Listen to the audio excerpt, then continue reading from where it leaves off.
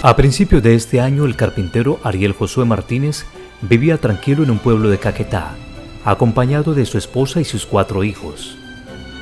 Pero el 18 de marzo pasado, la alegría de su casa se opacó cuando lo capturó el CTI, el Ejército, con la misión de ponerlo a disposición de la Fiscalía, porque había sido pedido con fines de extradición por una corte norteamericana, acusado de lavado de activos por narcotráfico.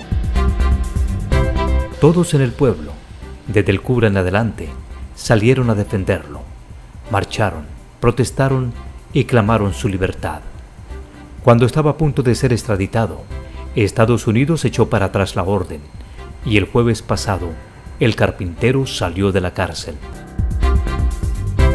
Esa misma suerte no la vivió un inocente que hace 12 años fue enviado a una cárcel en Norteamérica, acusado de ser el asesino de 3 indigenistas americanos. Esta es la visita de hoy. Nelson Vargas Ruedas, el vendedor de plátano que confundieron con un comandante guerrillero. ¿Por qué razón llega a ser usted capturado y confundido con alias El Marrano?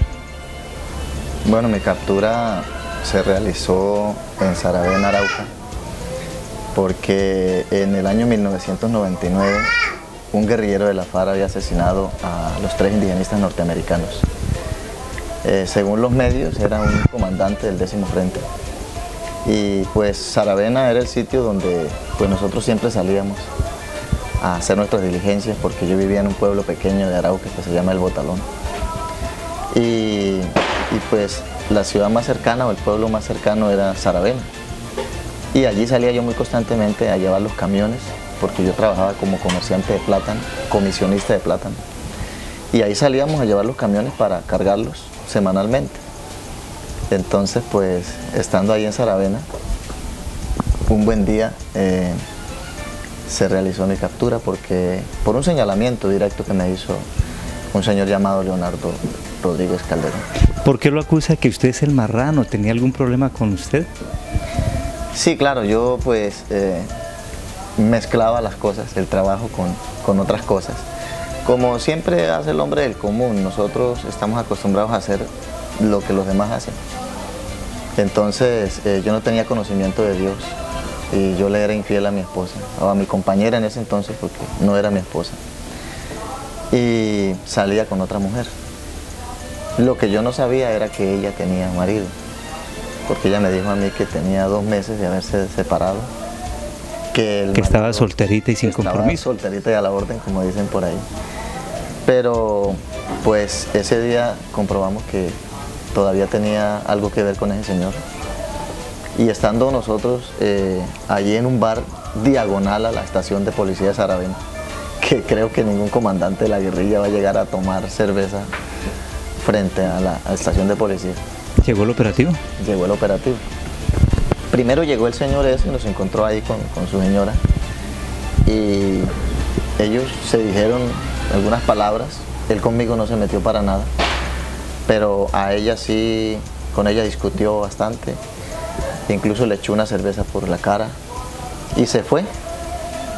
Pero yo pensé que todo había parado ahí. Ahí es donde ella me cuenta que ella había tenido una relación con él, y me doy cuenta que pues ella no era tan libre como ella me había dicho.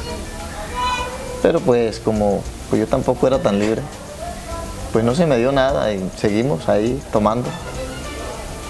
Cuando a los 10 minutos más o menos es que llega la policía en una camioneta, y primero llegaron unos señores con gafas negras y sospechosos. Uno se da cuenta que pues algo está pasando raro. ¿Se asustó? Claro, yo me asusté, y entonces ella misma me dijo: Nelson, aquí está pasando algo, salgamos de este bar. Y entonces salimos, pasamos por el frente de la estación de policía, y yendo por la avenida que va para Tame, saliendo de Saravena para Tame, ahí frente al almacén El Campeón, ahí me llegan en la patrulla, me tiran al piso, me esposan, me golpean y me echan a la patrulla. Pero usted hasta ese momento inocente, ¿qué estaba pasando? Hasta ese momento pues yo estaba inocente de lo que estaba pasando. Yo pensé que era una captura de rutina, porque en Saravena es zona roja. Una captura por infidelidad. Sí, claro, no, pues no por infidelidad, pero en Saravena es muy normal que la policía lo pare a usted, le pida documentos, de pronto hasta lo lleve hasta la estación. Pero usted era conocido allá. Obvio, yo tenía amigos en Saravena, tenía amistades, y yo pues cuando llegaba pues con ellos nos íbamos a tomar, a jugar billar, pero entonces ese día la captura se realizó de una forma muy drástica, muy dura. Me llevaron a la estación de policía y allá me hicieron dormir con una camada de perros, una perra que había parido ahí, y allá tuve que dormir yo con esos perros chiquitos.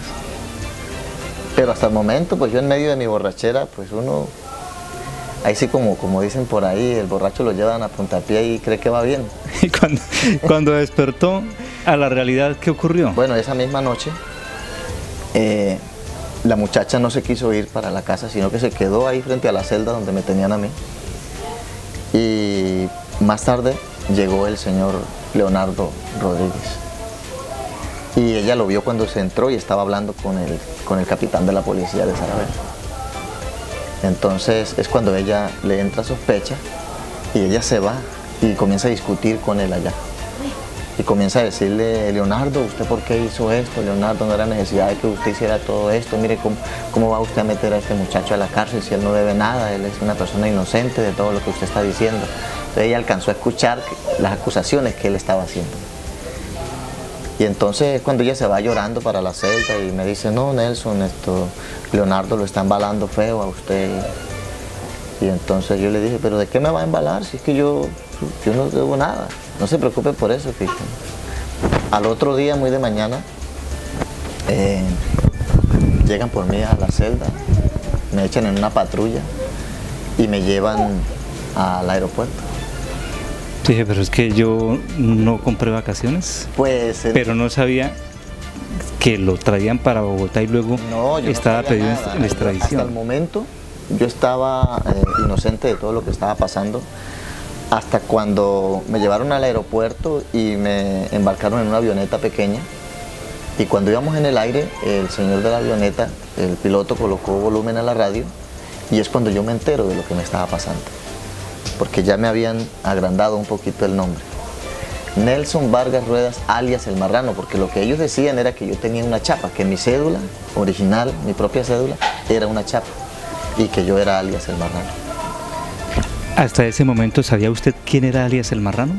Sí, claro, pues en ese momento es cuando yo me entero de que, porque la noticia decía: Nelson Vargas Ruedas, alias El Marrano, el guerrillero que asesinó a los 3 indigenistas norteamericanos en 1999, anoche fue capturado por la policía de Saravena en un lío de faldas.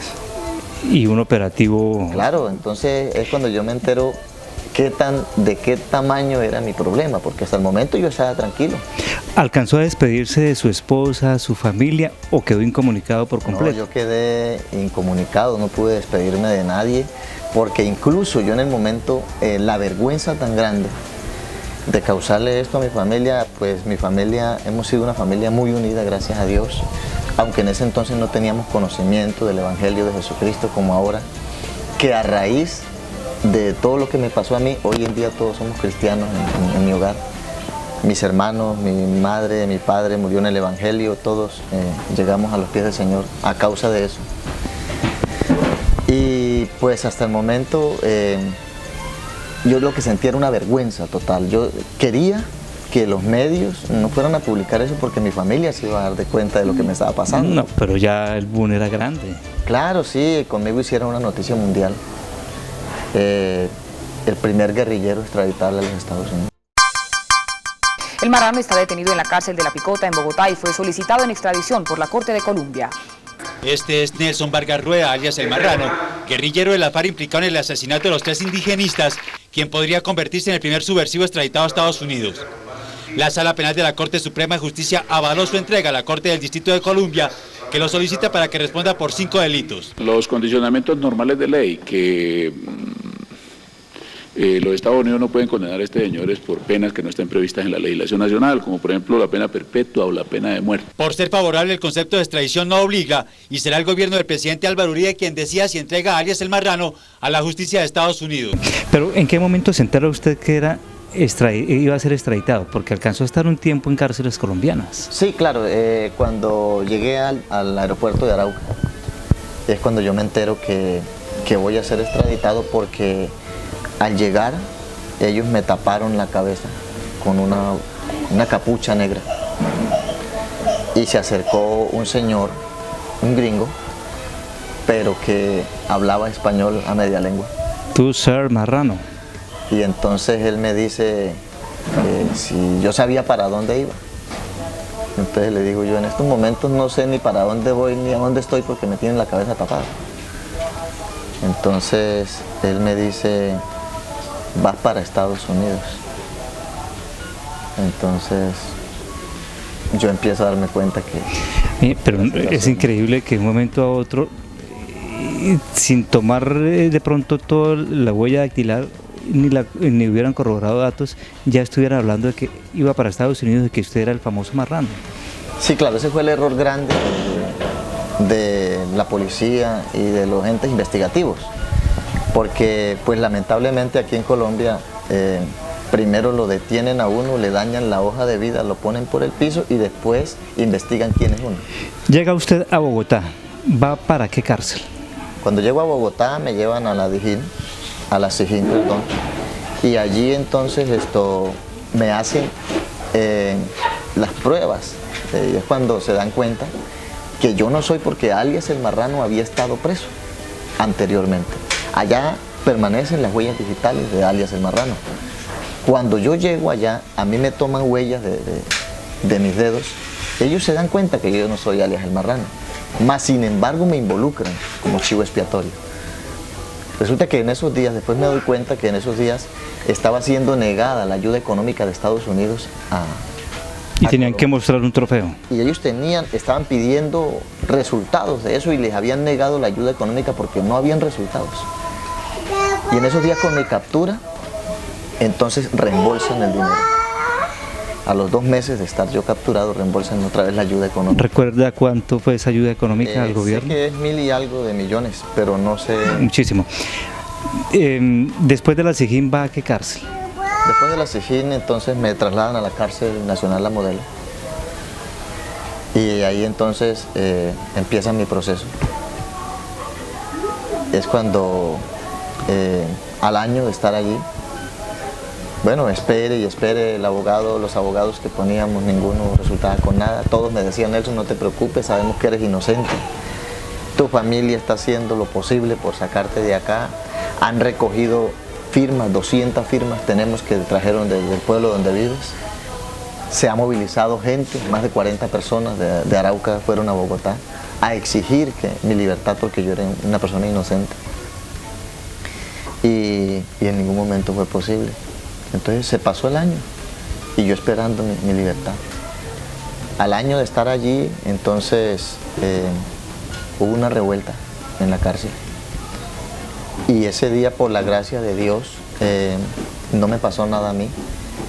Yo me encontraba durmiendo en los andenes, en las rotondas de la cárcel, porque pues la guerrilla, al darse cuenta que yo no era ningún guerrillero, me aisló. Y yo quedé como un indigente en la cárcel. O sea, aislado por la guerrilla, aislado por el Estado, aislado por grupos en conflicto. El Estado acusándome de guerrillero. Y la guerrilla pues me aísla porque ellos investigan y se dan cuenta que yo no soy nada. ¿Y la familia suya? Y mi familia pues haciendo lo posible por ir a verme. Mi madre iba de vez en cuando, pero cuando se acabaron las gallinas en el patio, pues se acabaron las visitas de mi mamá. Sí. ¿En esa misma revuelta es cuando usted sufre un daño en su integridad física? ¿En esa revuelta? No, en esa revuelta logré salir bien de eso. Pasó todo, hubieron muchos muertos, más de 120 muertos. Pero a los pocos días siguió peor el estado de la cárcel porque ya nadie sabía quién era quién iba a matar a quién, habían muertos todos los días. Entonces se puso muy peligroso y es entonces cuando un domingo de visita. Iba yo subiendo las escaleras cuando me agarraron a tiros. Y un tiro explosivo de 9 milímetros. Entonces me dio en la pierna derecha. ¿Usted perdió esa pierna? Sí, perdí esta pierna.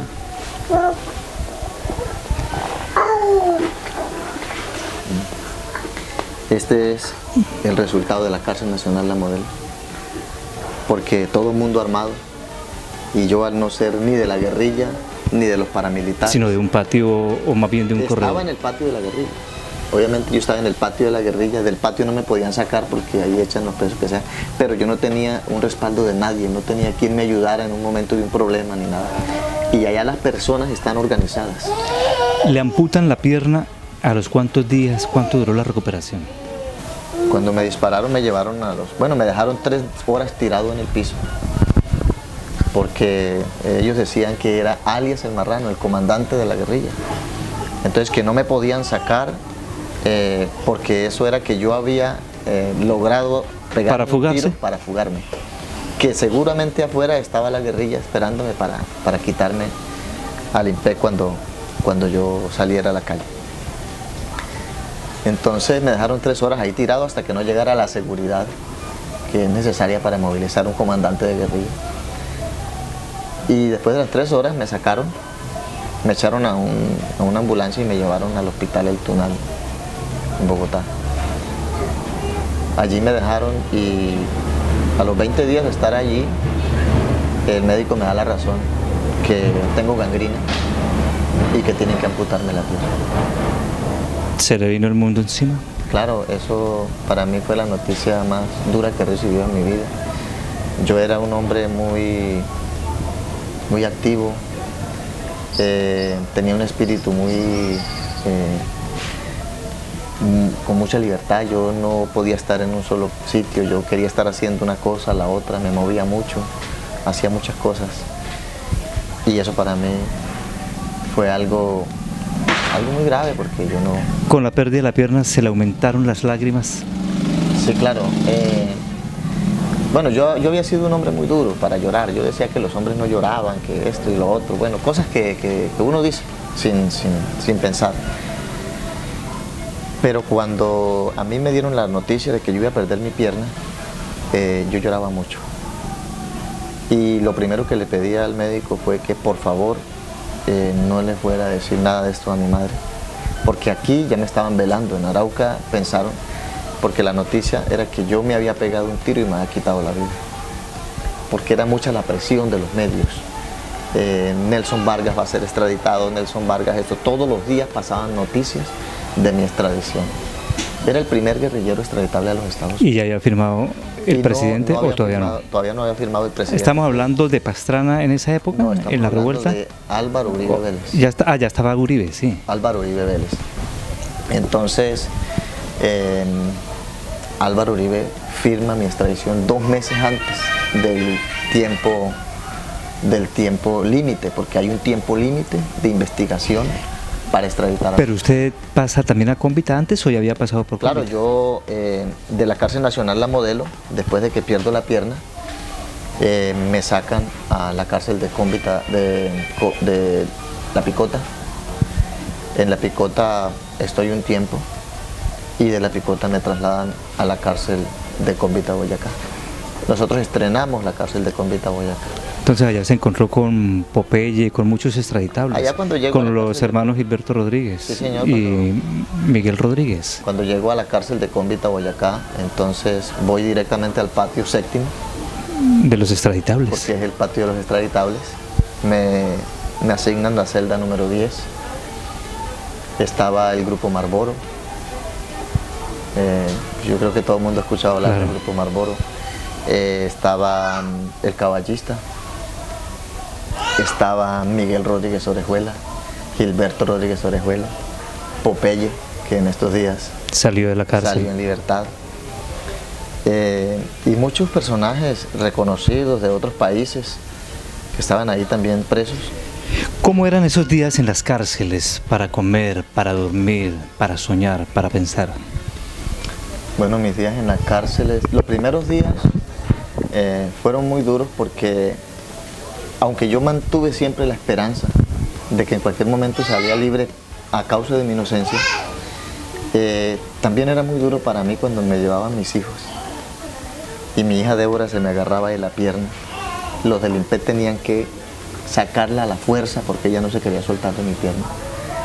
Y cuando lograban despegarla, ella seguía gritando: me le dan comida a mi papi, no lo dejen sufrir, me le dan comida a mi papi. Y así se la llevaban gritando ella, la sacaban a las malas de donde yo estaba. Eso para uno es muy duro, eso es algo que a uno lo destroza completamente. Entonces, eso fue lo más duro que yo viví.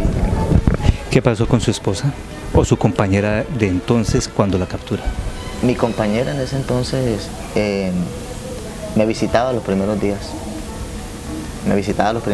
Pero es muy duro para una mujer, ya después de 3, 4 años, uno allá preso y ella tan lejos, para trabajar en la calle y mantener el hogar, mantener a los hijos. ¿Tenía hasta ese entonces 4 hijos? Tenía los 3 que yo tenía y 2 que tenía con ella. Uno que tenía con ella porque ella estaba en embarazo cuando me agarraron preso. Entonces era muy duro para ella ver de todos esos niños, incluso los 3 que yo tenía cuando me junté con ella, se los entregué a mi mamá. Mi madre fue la que tuvo que estar con ellos y ella se defendía por ahí como podía. Estuvo 3 años conmigo, visitándome de vez en cuando. Yo hacía manualidades en la cárcel, en la carpintería, en el taller de carpintería. Pero usted no aspiraba a una rebaja de pena. No, yo no aspiraba a una rebaja de pena. Yo pensaba que en cualquier momento yo iba a salir por mi inocencia, porque yo estaba seguro de que... Pero el gobierno estaba pensando era extraditarlo ya. ¿A usted lo dejaron en un patio, en una celda con más compañeros, o le tocaba solo sobre esos mesones de cemento? Cuando llegué a la cárcel nacional La Modelo, no tuve la oportunidad de estar en una celda, porque una celda valía 1.600.000 pesos. Cada pasillo tenía su cacique y el que tenía 1.600.000 tenía celda, el que no tenía derecho a dormir en celda. Entonces teníamos que dormir tirados en el piso. Había un hacinamiento, la cárcel, los patios 1 y 2 estaban hechos para 1.050 personas y habíamos 4.000 y pico de personas. A ver, Nelson, ¿cómo se sentía usted allá preso, enjaulado? Pues en primer lugar me sentía muy triste porque nunca había estado preso, ni siquiera por problemas callejeros. Y en segundo lugar, pues eso le hace pensar a uno mucho de las personas en las que uno ha depositado toda su confianza, como la policía, los entes investigativos, el DAS. Yo esperaba en ellos, yo decía, hombre, mis héroes tienen que hacer algo por mí. ¿Cómo es que no van a investigar y darse cuenta que yo soy un simple campesino vendedor de plátano? ¿Cuál era la prueba que usted mostraba a favor de que usted era un vendedor campesino de plátanos y no era guerrillero ni tenía contacto con ellos? Bueno, se llevaron muchas pruebas. Se llevó el libro de donde yo pertenecía a la Junta de Acción Comunal. Se llevaron... Pero en esa época no era estigmatizado el pueblo en Saravena o los de Arauca, que la mayoría colindaba era con grupos guerrilleros del ELN. Sí, claro, eso siempre ha sido así porque Arauca siempre ha sido zona roja. Y en el pueblo donde yo vivía era un pueblo de mucha guerrilla. Ahí se veía pasar el Botalón Arauca, ahí se veía pasar la guerrilla en camionetas para allá y para acá. ¿Qué otra prueba tenía usted a su favor? Las firmas de mi gente, la gente que me conocía, los señores a los que yo les compraba el plátano semanalmente, todos ellos declararon, el señor del camión al que yo le vendía los plátanos. A pesar de que usted les había quedado debiendo cuando claro. Los cogieron. Entonces, todos ellos quisieron hablar por mí, hablaron por mí, llevaron firmas de todas partes y no fue posible. Viene luego el anuncio de que va extraditado. ¿Cómo recibe usted ese anuncio? Eso fue una noticia muy dura para mí cuando salió en los medios que se había aprobado mi extradición.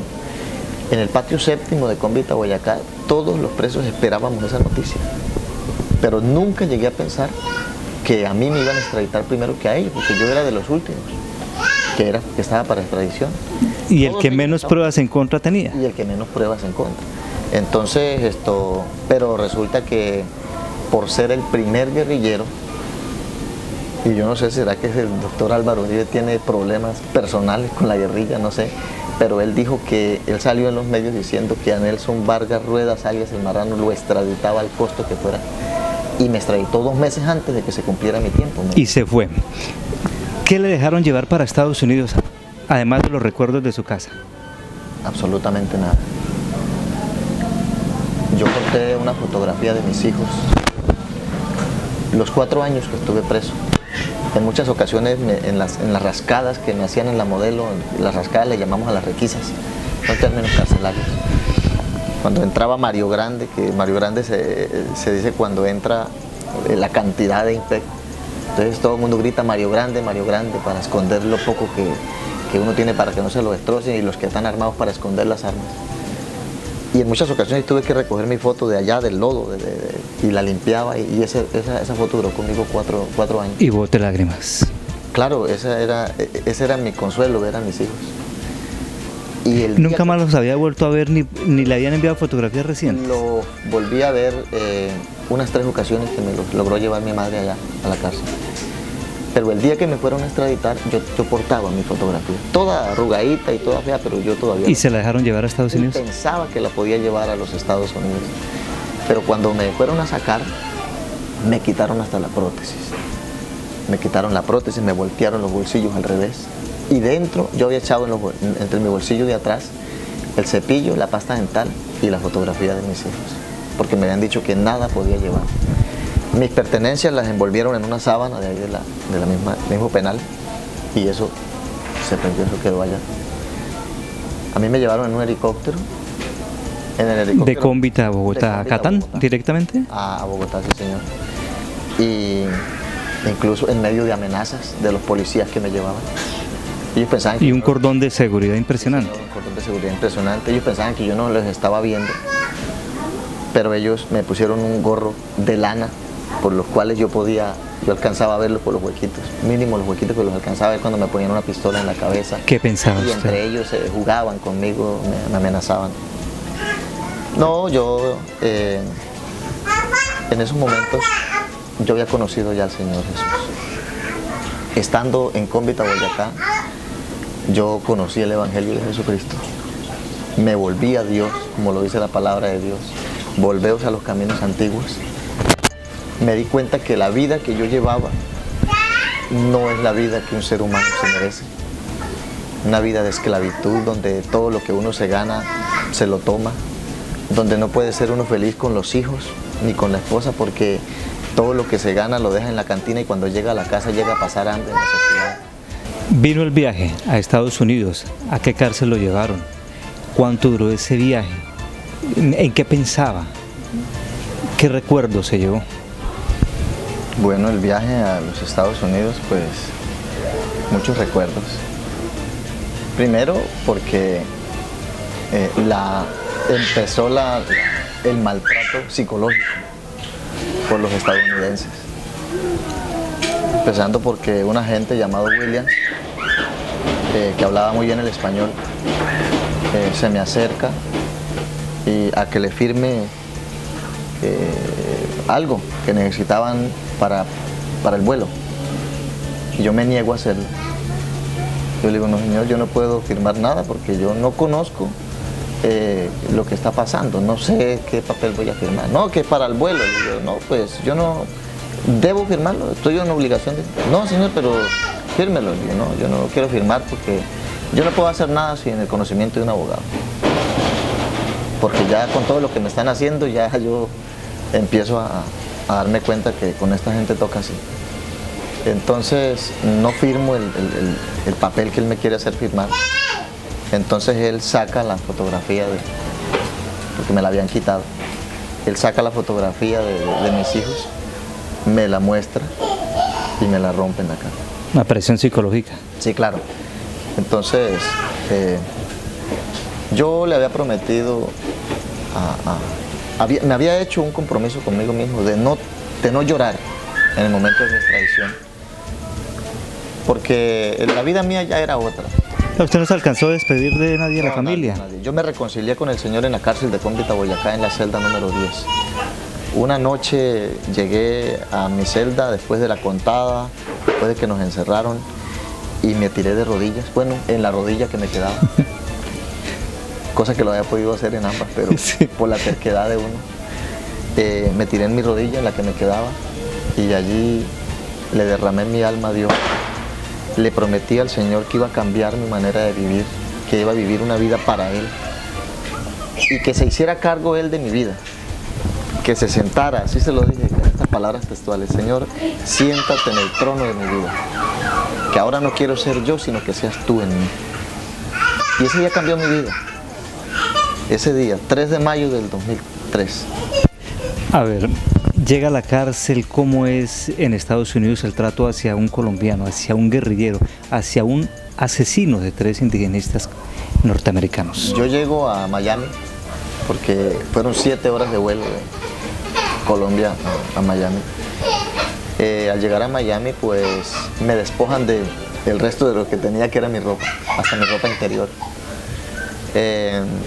Allá llego entonces y me meten a una celda, que es una celda de castigo, se llama El Hoyo, donde la luz es una luz media. Usted no puede darse cuenta si es de día o de noche. Y entro entonces como terrorista mundial. Ese era mi título allá, terrorista mundial. Allá me encuentro en Miami cuando voy entrando con Gerardo Herrera, era un preso también de Cómbita, Boyacá, que intentó escaparse de la cárcel de Cómbita y casi lo matan a garrote los del INPEC. Lo logro ver allá. Bueno, para mí fue una alegría muy grande cuando yo lo veo, quiero saludarlo y él me dice: no se puede. No se puede aquí hacer nada. Entonces yo me quedo tranquilo. Nos separan, no volví a saber de él. De ahí de Cómbita, de Miami, Florida, entonces me llevan a Oklahoma. De Oklahoma me llevan a Washington. Y en Washington me procesan por el delito del homicidio. Pero ya en Washington se acerca Robert Tucker, que fue mi abogado defensor. Me dice que... ¿Era de oficio? Sí, de oficio, claro, de oficio.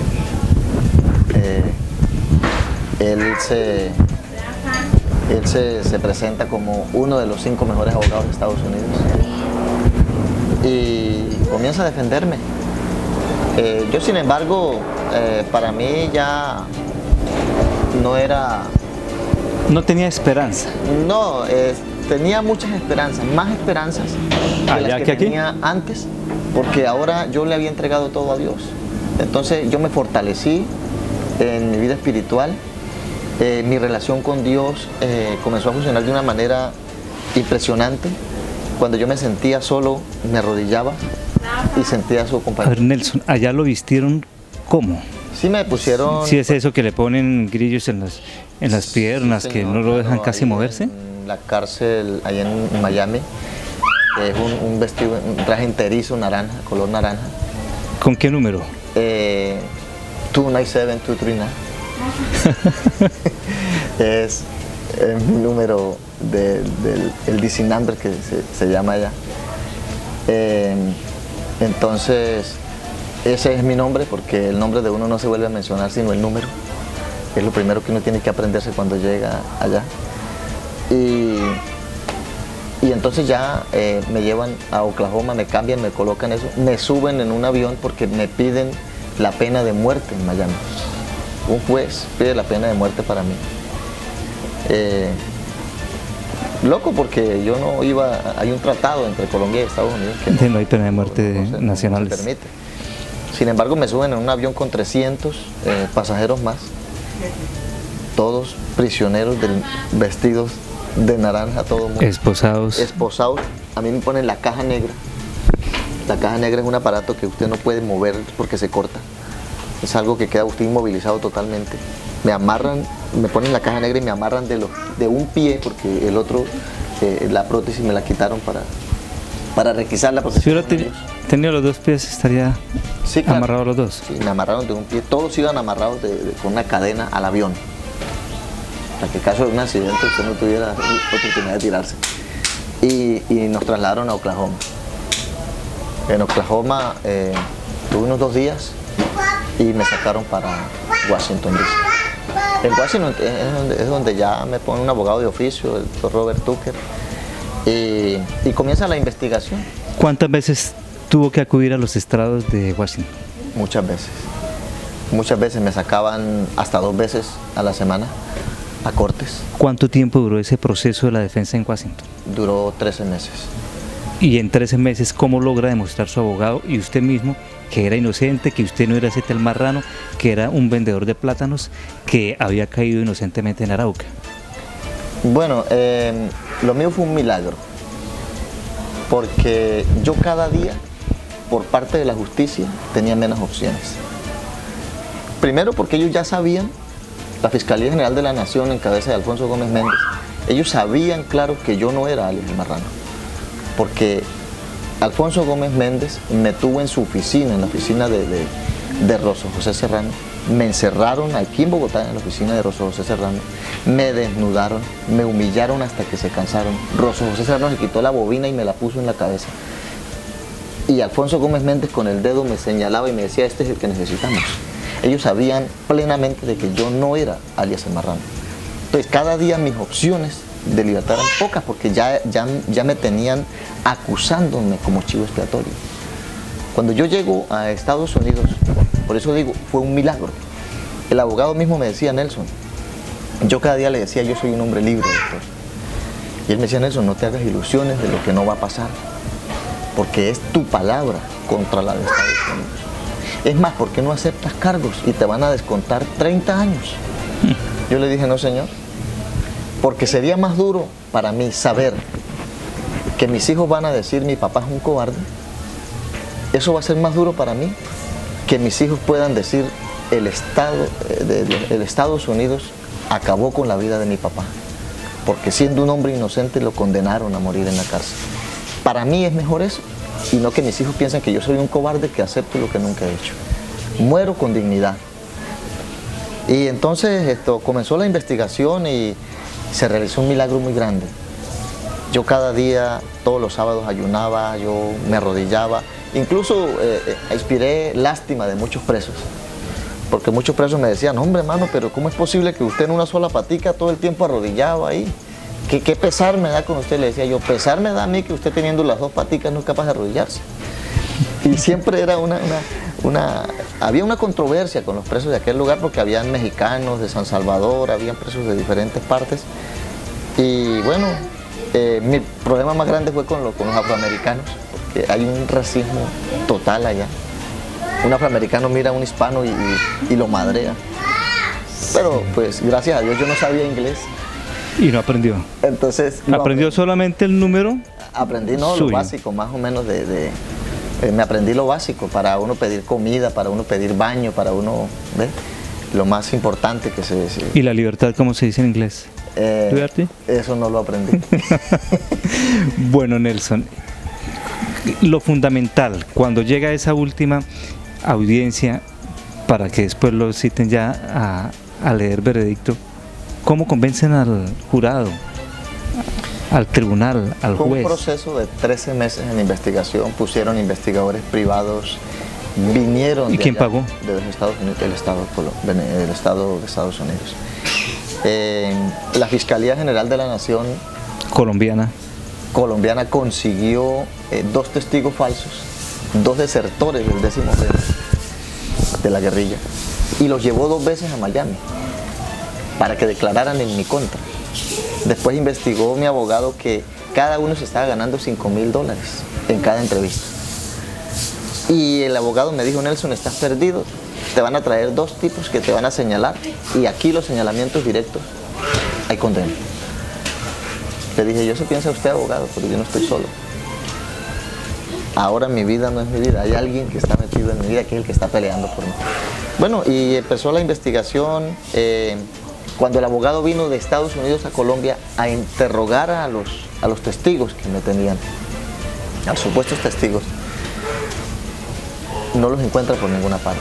Era una de mis peticiones a Dios, Señor, tú eres mi abogado, quita del frente. Pero no se supieron los nombres de esas personas. No sé, sí, los nombres, claro, los nombres aparecen en el proceso. Uno de ellos creo que se llamaba Alexander o se llama Alexander y el otro no lo retengo. Pero en el proceso aparecen aquí, yo incluso cada rato que veo mi proceso, miro los nombres de ellos. Y fueron personas que jamás se supo de ellos. Nunca, el abogado no supo de ellos, no pudo, llegó incluso allá diciéndome, Nelson, estamos perdidos porque me encubrieron los testigos. Y si yo no sé qué tienen ellos contra ti, no te voy a poder defender ese día. Yo le dije, eso no se preocupe por eso, doctor. Trabajemos en otra cosa que esa gente ya no viene. Y la fe mía era tan grande y el cambio que había habido a mí era tan total que pues que ya nada me hacía desistir de que yo era un hombre libre. Entonces, gracias a Dios, los testigos nunca aparecieron. Ellos nunca... Puso a dudar entonces. Sí, claro, entonces el abogado... A la justicia norteamericana. Ahí era donde el abogado me decía, Nelson, no te hagas ilusiones. Es tu palabra contra la de Estados Unidos, te van a condenar igual. Y yo le decía, no, doctor, usted se equivoca. El Dios que yo tengo es el Dios que todo lo puede. Y siempre fue así, hasta que en cualquier momento ya dieron fecha para... ¿Sentencia? Para el juicio. La juez que llevaba mi caso era una mujer que ya estaba totalmente convencida de que yo era un hombre inocente. En las cortes el fiscal siempre llevaba cajas de material, de documentos del homicidio, de lo que había pasado. Pero ella siempre reclamaba, pero ¿dónde están las pruebas que el señor Nelson Vargas los mató? Porque pruebas de la muerte, sí, obviamente. Sí los mataron, sí los despedazaron, sí los secuestraron. Pero muéstrenme pruebas de que el señor Nelson Vargas estuvo en el hecho. Entonces, el día que se fijó para el juicio, ese día, pues, imagínense, un juicio en Estados Unidos dura 4 semanas, eso dura un tiempo bastante. Y el juicio mío duró 10 minutos. 10 minutos duró entonces ese juicio. ¿Por qué tan corto? Bueno, el juicio duró solo 10 minutos porque no hubieron pruebas. Yo había tenido en muchas ocasiones controversias con mi abogado. En esos días, en ese tiempo, fue la muerte de Saddam Hussein. Incluso el abogado me repetía, Nelson, hombre, acepte cargo. Acepte cargo, es su palabra contra la de 2 estados. Estados Unidos es el país más poderoso del mundo. Yo le decía, se equivoca, doctor. El más poderoso del mundo, que ahora yo conozco, se llama Jesucristo. Él sí tiene poder y él, aunque naciones enteras se pongan contra mí, él me va a sacar bien. Entonces siempre teníamos controversias con él, por eso él me decía, Nelson, no te equivoques, ese día va a ser la caída más grande tuya, no te equivoques. Estados Unidos no te va a dar unas palmaditas en la espalda y te va a decir, discúlpanos, nos equivocamos, no. Ellos ya saben que tú eres inocente, pero ya te tienen acá, tú vas a pagar. Entonces, la Fiscalía de aquí de Colombia, General de la Nación, me mandaron un video donde aparecía yo en medio de 300, más o menos 300 guerrilleros. Un grupo de gente armada y yo subido en un tronco dando una charla política. ¿Y era usted? Sí, era mi rostro, era yo con un fusil puesto. Y cuando yo miro eso yo me espanto, el abogado me dice, Nelson, ¿usted por qué no me habló con la verdad? Hombre, yo lo hubiera defendido mejor, mire. ¿Por qué aparece usted sin ser usted? Yo casi me caigo ese día cuando veo ese video, pero Dios me dio mucha sabiduría. Cuando él me mostró ese video y él hasta enojado conmigo, que porque yo no le había dicho la verdad, yo le digo, señor abogado, pero usted me ha dicho en varias ocasiones que aquí estamos en el país más sofisticado en ciencia y tecnología. Usted me ha dicho que... ¿Pidió prueba? Sí, que Estados Unidos es el país más poderoso del mundo. Yo exijo, porque ya tenemos derechos, allá sí hay derechos para las personas. Yo exijo que le hagan un examen minucioso a ese video, porque ese no soy yo. Eso es un montaje lo que hicieron con eso. Y el abogado como que volvió en sí y me dijo, yo voy a hablar con el juez o con el fiscal que era mi acusador y Y a los 8 días que volvió me dijo, no, que el juez, el abogado, el fiscal dice que él no va a tener en cuenta ese video para el día del juicio, que podemos estar tranquilos. Entonces me llevan al polígrafo, me ponen cables por todas partes y me comienzan a hacer una cantidad de preguntas.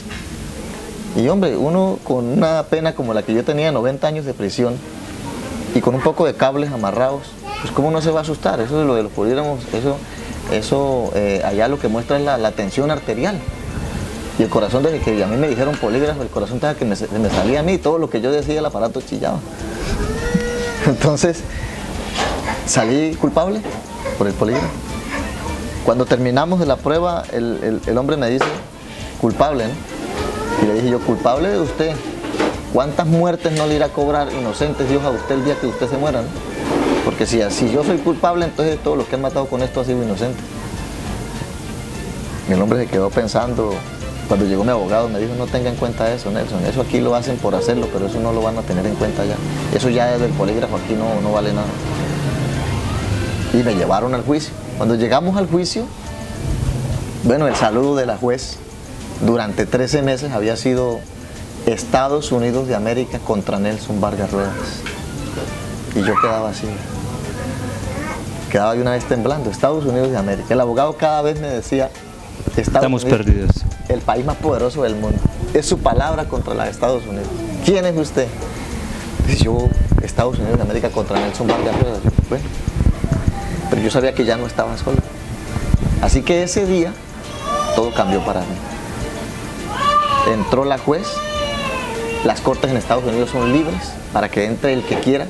¿Y quién no quería ver la condena de alias el Marrano en Estados Unidos? Si alias el Marrano en Estados Unidos eso se volvió, mejor dicho, el personaje que todo el mundo quería matar a pellizcos. Los padres de esas personas muertas, yo les mandé cartas en muchas ocasiones con mi abogado, diciéndoles que por favor se dieran cuenta que me iban a condenar a mí siendo inocente. Pero ellos, nada de eso, ellos querían ver la condena de alias el Marrano. Ese día estaba la corte a reventar. ¿Y fueron los padres de ellos? Sí, y tuvieron que estar allá, me imagino yo. Había mucha gente, muchísima gente en esa corte. Era una corte libre, todo el mundo podía ir. Se llenó esa corte y entró la juez. La juez saludó al público, el público saludó. Bueno, cuando entra la juez, todo el mundo se pone de pie y saluda a la juez. La juez saluda al público, saluda al abogado y al fiscal y luego pasa a saludar al preso. Pero el saludo de ese día cambió y me di cuenta yo que Dios me había dado la victoria. Porque el saludo ya no fue Estados Unidos de América contra Nelson Vargas Ruedas, sino Good morning, Mr. Vargas. Buenos días, señor Vargas. Entonces eso a mí me llena de alegría. Yo comienzo a llorar, no pude contener las lágrimas. Me doy cuenta que Dios me había dado la victoria, que todo había cambiado para mí. Dios como que quitó esa presión que yo tenía, como esa angustia que yo tenía de que iba a ser condenado y me llena de alegría, de gozo, y yo me puedo dar cuenta que voy a ser libre. Y empieza. Y empezó la juez, no, fueron 3 palabras. La juez le dice al fiscal, señor fiscal y señor abogado, ¿quién de los dos va a hablar primero? Que empiece esta corte. Y el fiscal levanta la mano, se pone de pie y dice, señora juez, necesitamos 50 días para condenar al maleante. Allá le llaman a uno es el maleante. Entonces la juez le dice, señor fiscal, esta corte lleva 13 meses en un proceso de investigación por el señor Nelson Vargas. Allá en Colombia, él llevaba 4 años preso. En Colombia, él perdió la pierna, él perdió a su mamá, perdió a sus hijos, perdió a su patria. Y me lo enviaron acá. Aquí está hace 13 meses y usted ahora, después de 13 meses, me pide 50 días hábiles para condenarlo. Yo le exijo que hoy me muestre una sola evidencia para condenarlo. Y el fiscal se pone de pie furioso y le dice, señora juez, Estados Unidos no le está pidiendo un favor. Como quien dice, era una orden. necesitamos 50 días para condenarlo. Y la juez también se enojó mucho y con un martillito que ellos golpean de madera, golpeó y dijo, es que en esta corte no manda Estados Unidos. Aquí en esta corte fui yo la nombrada juez para decidir sobre este caso. Y si usted no me muestra una evidencia hoy de que Nelson Vargas tiene que ver con la muerte de los 3 indigenistas, esta corte va a fallar en favor de él. Y el fiscal dijo, haga lo que tenga que hacer. Y la juez me miró a mí y me dijo, señor Nelson Vargas, esta corte hoy lo absuelve por el delito que usted fue extraditado de Colombia a los Estados Unidos. Y usted va a decir en qué forma quiere ser devuelto a su país de origen. Lo declaro un hombre libre. Bueno, se dio mi libertad. Yo me levanto de la silla, levanto mis manos y comienzo a adorar a Dios, a darle gracias a Dios por lo que había hecho. Yo sabía que no era la juez, que no era el abogado. El abogado ni siquiera tuvo que decir una sola palabra, porque él se me metió diciéndome que era uno de los mejores abogados de Estados Unidos. Entonces, Dios no le permitió en el juicio decir ni una sola palabra para que no tuviera cómo jactarse de lo que había sucedido, porque eso fue realmente un milagro de Dios. Y usted seguía gritando. Y yo seguía adorando a Dios, dándole gracias, las lágrimas, yo no lloraba, las lágrimas saltaban de mis ojos. Y le daba la gloria a Dios y exaltaba su nombre. Libre. Libre. Cuando la juez dijo, lo declaro un hombre libre, yo le daba gracias a Dios por mi libertad y decía, soy libre, soy libre. Y eso fue algo muy glorioso para mí. Inmediatamente se me vienen a mi mente mis hijos, mi madre, ya quería estar con ellos, quería abrazarlos, quería compartir con ellos. ¿A los cuántos días u horas lo devolvieron para Colombia? Ese mismo día en el juicio la juez le dijo al fiscal que en cuántos días me podía poner en Colombia. Y el fiscal dijo que tenía que hablar con migración. Ahora era más complicado devolverlo. Sí, claro, que tenía que hablar con migración. Entonces yo le digo, señora juez, a mí me trajeron de Colombia a los Estados Unidos con mucha seguridad. Y yo exijo que me lleven con mucha seguridad. Más ahora cuando todos saben que yo soy un hombre inocente. Entonces la juez le gustó esa parte. Y dijo, señor fiscal, en 3 días pone al señor Nelson Vargas en Colombia con mucha seguridad. Y a los 3 días estaba volando yo para Colombia. ¿Cuánta seguridad tuvo usted? De para allá me llevaron 8 hombres armados en un vuelo especial. De para acá venían 6 hombres conmigo, cuidándome. Venías libre, no estaba esposado. Nos vinimos en un vuelo comercial, ellos me dijeron, vas a andar como si fueras solo, pero nosotros vamos a ir por el lado tuyo cubriéndote, te estamos cuidando. No intentes escaparte. ¿Pero para qué escapar? Venga, cuando llegó a Colombia se arrodilló. Cuando llegué a Colombia me encontré con una sorpresa muy grande. Cuando llegué al aeropuerto me estaba esperando el DAS. Tal vez pensaron que había sido poco lo que me habían hecho y me volvieron a capturar. Y me llevaron a los calabozos de Palo Quemado. ¿Y esta vez por qué? Esta vez por secuestro. Señor Nelson Vargas, usted está detenido por el secuestro de los 3 indigenistas norteamericanos y tiene un llamado a 40 años de prisión. Y sí, llegué y me llevaron a los patios, a los calabozos de Palo Quemado. De allí me pasaron otra vez a la cárcel de La Picota. Allí viví un tiempo más. Y un buen día yo comencé a predicar el evangelio en los patios. Yo me paraba en los patios a predicar el evangelio. Y la gente que me había conocido, los presos que me habían conocido, al verme ahora así cambiado, al verme ahora que antes me veían ahí como un indigente que yo vivía en la cárcel, al verme ahora con la Biblia en la mano y predicando, se acercaban, se arrodillaban y orábamos. Y teníamos grupo de oración en la cárcel. Oiga, Nelson, ¿cómo es posible que si sale libre por la muerte de los indigenistas, aquí lo van a comprometer en un secuestro cuando el delito no lo hubo en Estados Unidos o no fue tampoco tenido en cuenta por la Corte? Yo pienso que ellos me subieron ese proceso de secuestro para tratando de ocultar el error que habían cometido conmigo, porque ya aparecía en los periódicos un título que decía autoridades colombianas en el banquillo por devolución de supuesto guerrillero. Es decir, ellos de alguna manera tenían que tapar la falta que habían hecho conmigo. Entonces me meten, la acaban ¿Y cuánto duró en la cárcel La Picota y resolviendo ese problema? Duré 4 meses más detenido. Y un buen día sentí pedir la libertad. Estábamos en un culto, cuando estaba arrodillado, orando, yo siento el deseo de pedir la libertad. Y yo llamo a mi abogado cuando salgo del culto. Llamo a mi abogado y le digo que pida la libertad. Él se echa a reír. Dice, Nelson, ¿pero cuál libertad? Ya hemos pedido la libertad 3 veces desde que llegaste a Estados Unidos. Le hemos pedido por todos los derechos que tú tienes. Y no, a ti te niegan la libertad. ¿Y por qué te la pido? ¿Por aburrimiento? Porque es la última cosa por lo que no te he pedido la libertad. Le dije yo, pues si quiere pídala por aburrimiento, pero pídala hoy porque yo me voy. Él se echa a reír y dice, bueno, Nelson, pues no se pierde nada. Él solicita la libertad y al otro día, ya yo había regalado ese día sin saber, por fe, había regalado todas mis pertenencias.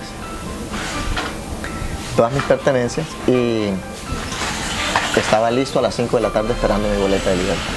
A las 5 de la tarde llegó mi boleta de libertad. Yo agarro mi boleta de libertad y salgo. Pero cuando llego a la garita donde está el libro de los antecedentes, ahí miran la boleta y se dan cuenta que yo soy Nelson Vargas Ruedas y en la boleta decía Ruedas Vargas y me regresan. Yo me regreso y le digo al abogado, doctor, me regresaron, me llegó la boleta de libertad. No, Nelson, no me digas que le llegó la boleta de libertad. Sí, doctor, me llegó la boleta de libertad, pero me regresaron porque los apellidos están contrariados. Mi nombre es Nelson Vargas Ruedas y en la boleta dice Ruedas Vargas.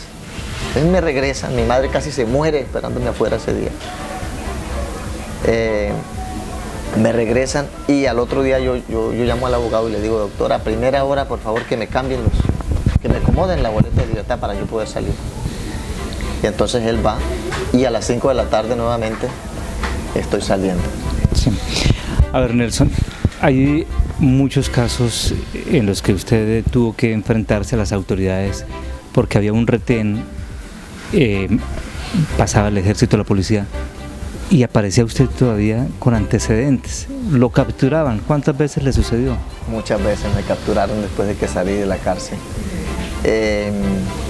No podía salir. Yo salía y iba a hacer algo y eso se quedaba así porque el todo era que estuvieran pidiendo cédula. Porque en el primer sitio, el primer retén donde llegara, ahí me capturaban. Porque cuando radiaban mi cédula aparecían homicidio, secuestro, hurto, calificado y agravado, rebelión, extradición, porte ilegal de armas. Infidelidad. Y infidelidad. Entonces, todo eso me aparecía, claro, un policía, un patrullero me capturaba a mí e inmediatamente hacía llegar la patrulla porque pensaba me luqué. Sí. Claro. Pero, cayó un pez gordo. Sí, y en muchas ocasiones. ¿Ya no tiene ese problema? ¿Le limpiaron el antecedente? Ya del sistema judicial logré que me desvincularan. No tengo problemas. Muy conocido aquí por todos porque cada rato en la estación de policía.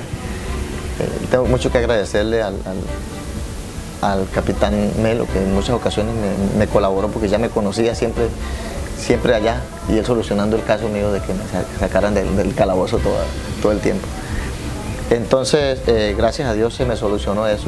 ¿Pero tiene problemas por desplazamiento, por ayuda del gobierno? Sí, claro, tengo problemas con los bancos porque a mí me vincularon a la lista Clinton.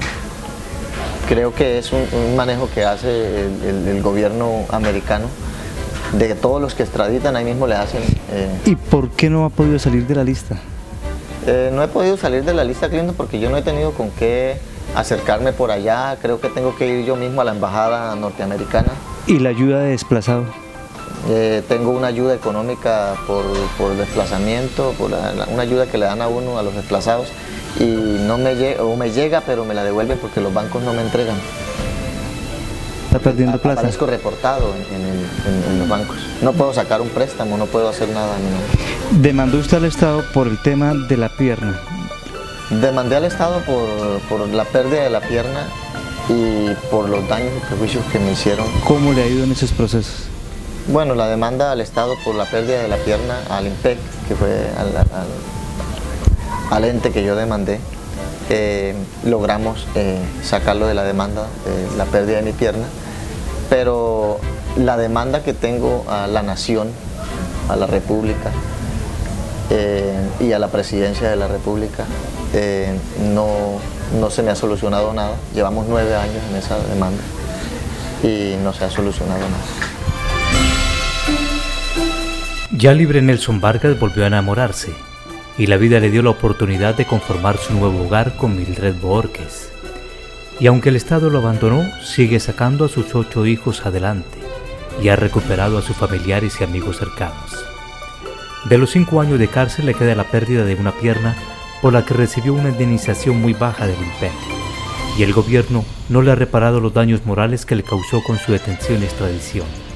Hoy en día Nelson Vargas es un hombre feliz, tiene su gran familia, sus hijos, vive en Yopal y pues ¿cómo es que llega usted después de Estados Unidos, forma un nuevo hogar y sigue agrandando la familia? Bueno, la gracia de Dios. Yo lo había perdido todo, hasta la libertad, que es lo más preciado que uno puede tener en la vida.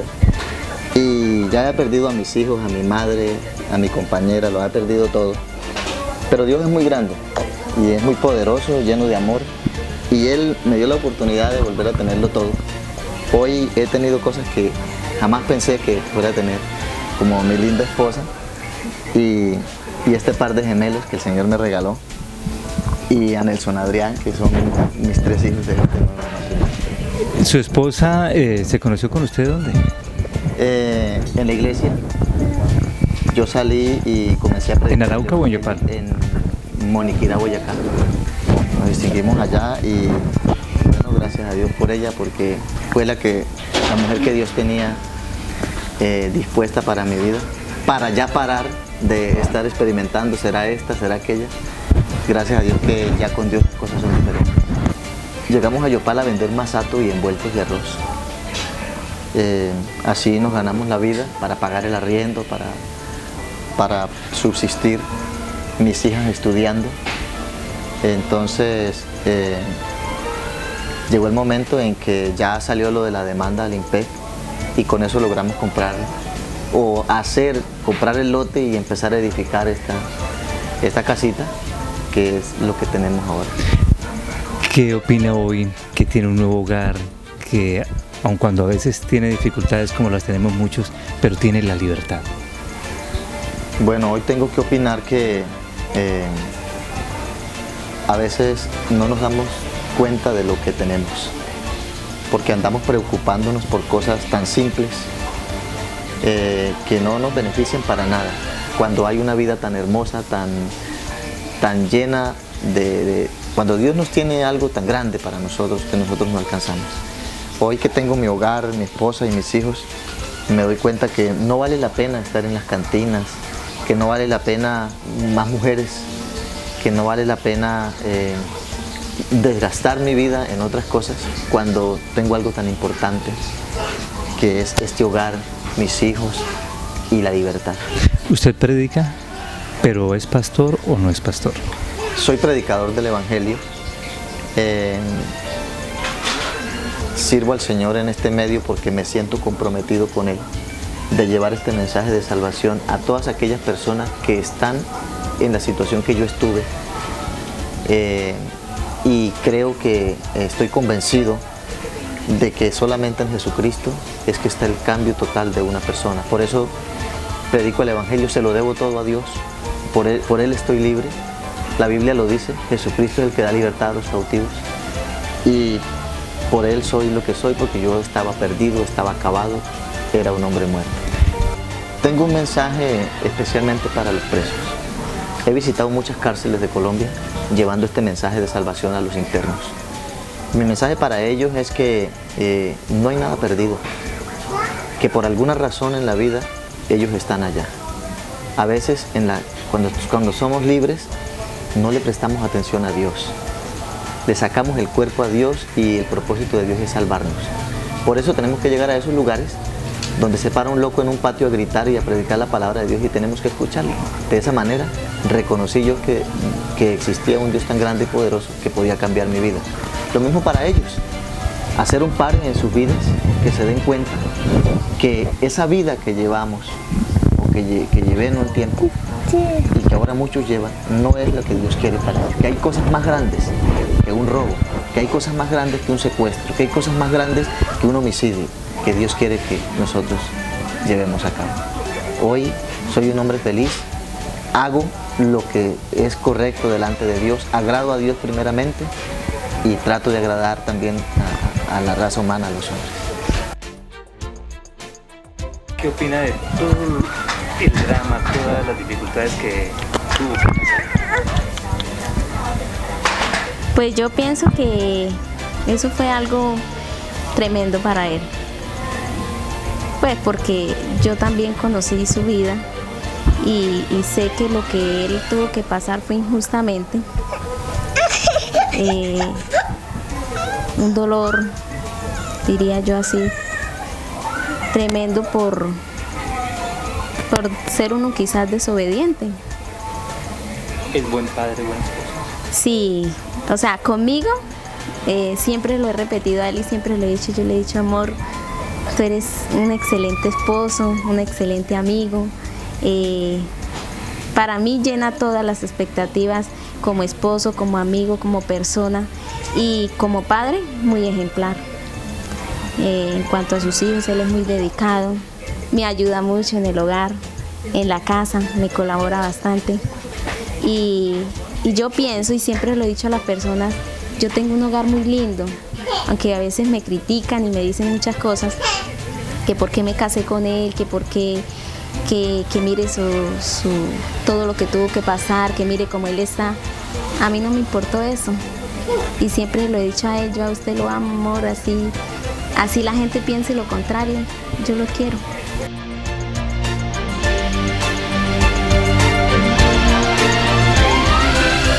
Bueno, a ella darle las gracias por querer ser mi esposa.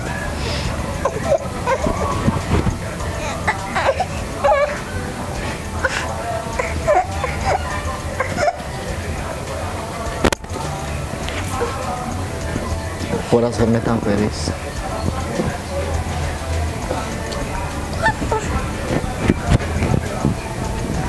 Porque aunque nunca llegué a pensar que fuera a ser feliz nuevamente, ella ha traído mucha felicidad a mi vida. Pues me hizo aprender que todavía seguía vivo. Me hacen sentir con mis hijos, con este regalo tan lindo que me ha dado, estos 3 hijos que me dio, que la vida sigue y que hay una razón muy importante. Y por eso quiero decirle gracias, mi amor, por estar conmigo.